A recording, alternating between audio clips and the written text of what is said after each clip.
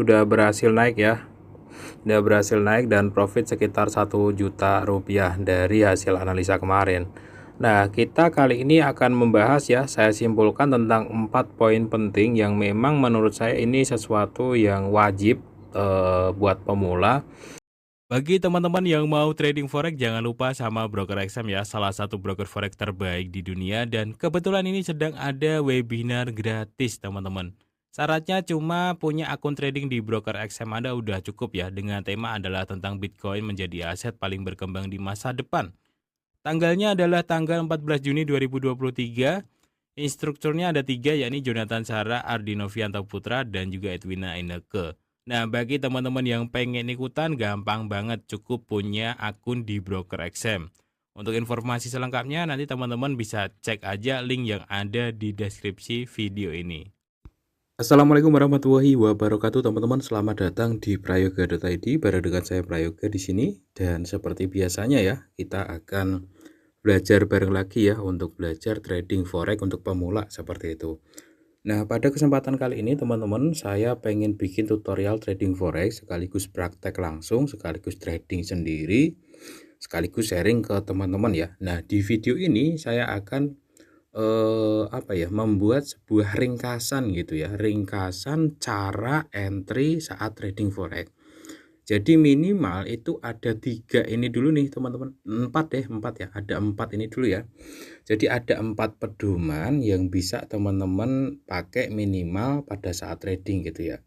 Yang pertama ya, pedoman ataupun pertimbangan pertama adalah soal time frame. Time frame itu teman-teman jangan pakai yang kecil-kecil ya. Ini untuk pemula aja gitu. Untuk pemula aja, untuk trading yang lebih santai itu jangan hindari time frame dari M30 ke M1 gitu. Jadi yang perlu diperhatikan adalah H1, H4, D1 tradingnya daily. Jadi ini penting juga karena kalau tipe trading yang scalper itu kan biasanya liriknya ke time frame kecil dan banyak manipulasi gitu. Nah, di sini saya bisa katakan untuk pemula tuh recommended tradingnya adalah daily dan time frame yang agak gede, H1, H4, D1 itu teman-teman cek. Seperti itu ya, itu adalah soal time frame yang pertama. Yang kedua adalah soal trendline. Nah, trendline ini teman-teman bisa mengetahui sebenarnya pola apa yang terjadi di market dan kita itu sebenarnya ada di dominance buy atau dominant sell. Ya, dari situlah kita bisa tahu juga gitu. Kita itu harus beli atau harus jual dari segi trendline kayak gitu ya, teman-teman.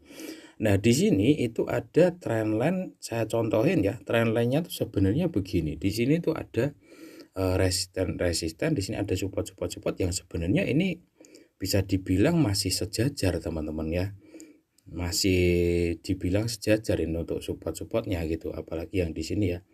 Nah, untuk trennya itu sebenarnya arahnya dari mana ke mana sih itu ya, itu poin yang kedua ya, yang teman-teman harus ketahui. Nah, trendline-nya tuh sebenarnya seperti ini yang sekarang contohnya gitu ya, teman-teman. Yang pertama adalah soal time frame, jangan pakai yang terlalu kecil ya. Kalau yang kedua adalah soal trendline.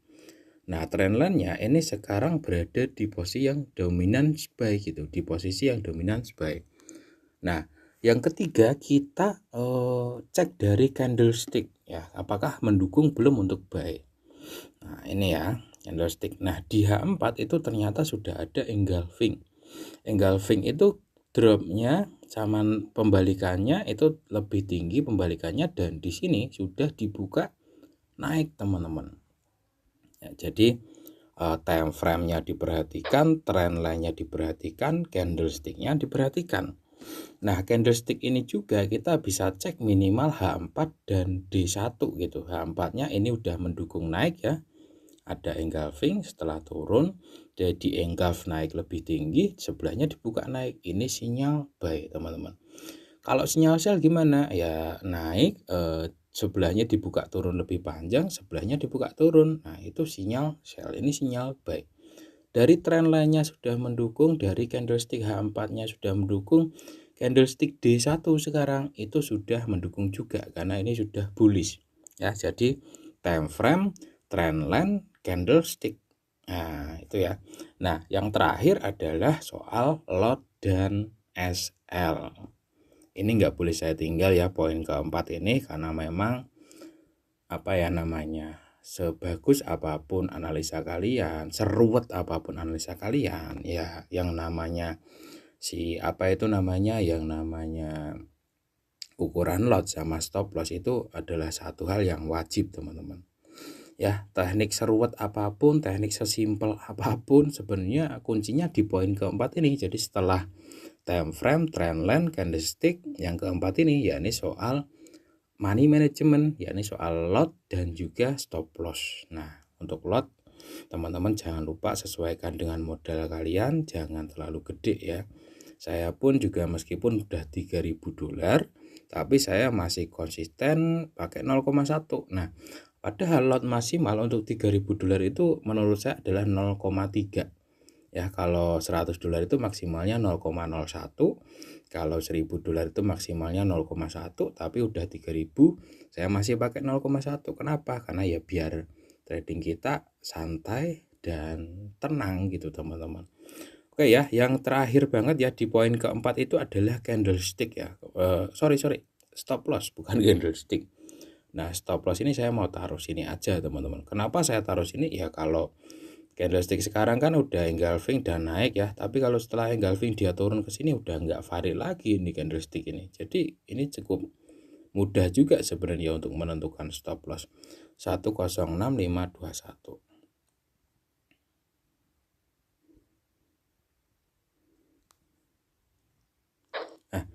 Kalau teman-teman bisa disiplin soal keempat hal tadi minimal untuk yang khusus yang pemula dulu ini ya, itu insya Allah juga bakalan menemukan titik-titik yang lebih enak gitu. Yang pertama time frame itu jangan pakai yang terlalu kecil, tradingnya lebih santai. Yang kedua adalah trend line, ketahui pola yang ada di market. Yang ketiga cek di candlesticknya apakah sudah dikonfirmasi atau belum.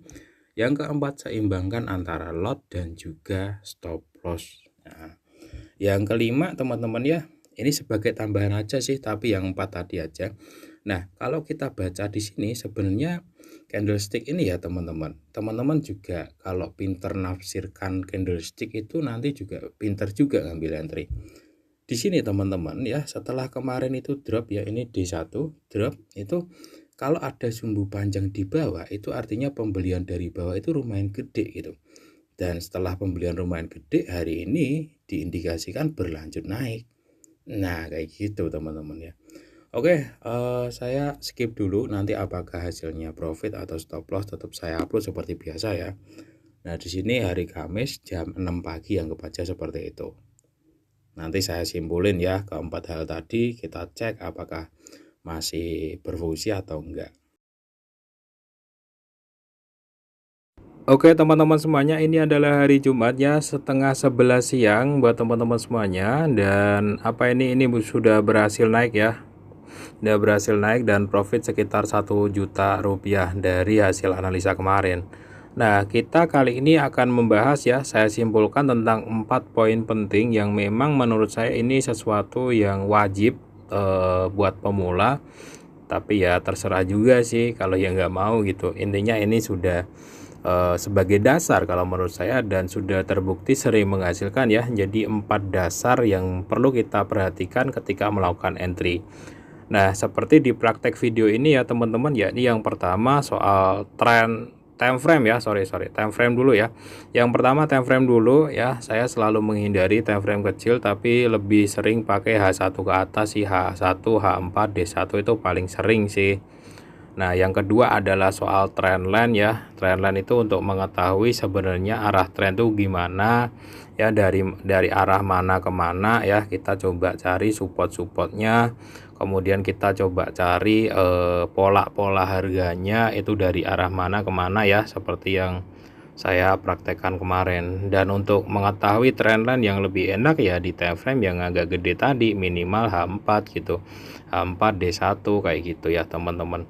Nah kayak gini kan, jadi dari trendline itu kita bisa tahu high dan low nya gitu ya. Ini kan sekarang posisinya sedang ada di low. Nah selain yang pertama adalah time frame, trend line, yang ketiga adalah dari candlesticknya. Kemarin tuh saya cek di sini ya, ini udah ada engulfing dan dibuka naik sebelahnya, sempat dibawa turun lagi. Untungnya stop loss saya kemarin di bawah di sini ya, nggak sampai kena, tapi ternyata di bagian bawah sini tuh lumayan kuat ya, karena berkibat dari trendline yang tadi menurut saya. Jadi di bagian bawah sini itu lumayan kuat pertahanannya karena ini memang berada di low. Nah, kemarin untuk candlesticknya setelah di sini ada engulf sempat gagal, di sini ternyata terbentuk hammer. Jadi saya tenang tuh setelah hammer naik ya, naik tinggi itu saya tarik SL-nya ke atas. Nah, yang terakhir adalah soal money management. Ya, yang terakhir ini soal money management ya, termasuk geser SL ini juga money management juga teman-teman ya, karena memang kita berusaha untuk trading tuh resikonya selalu lebih kecil. Kemarin SL-nya saya taruh sini ya, saya geser ke sini karena memang udah naik lumayan tinggi. Dan kalaupun pas SL-nya di sini kemarin juga sebenarnya hampir 2, ya udah dapat 2 sih, 1:2 sebenarnya teman-teman, kurang dikit paling segini ya. Ya udah masuk lah, anggap aja seperti itu. Nah, saya di sini mau mengakhiri entry. Kenapa? Karena ini adalah hari Jumat,